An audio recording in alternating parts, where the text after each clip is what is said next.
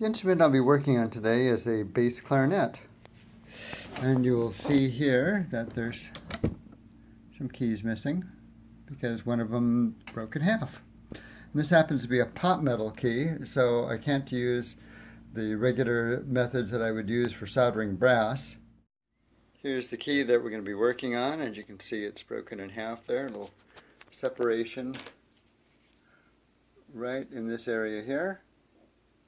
And we're going to be using the Casweld soldering rods for pot metal and the flux that is designed for this particular product.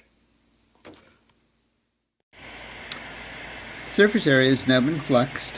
I'm going to be using a standard benzomatic micro torch for this operation, and we have the rod for the low temperature pot metal soldering.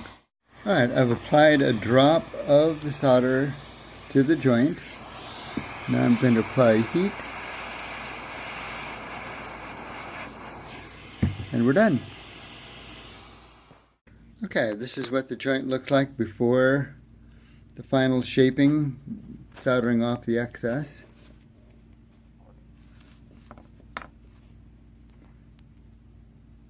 But what we have accomplished here is a low temperature joint of high strength on this key for a bass clarinet.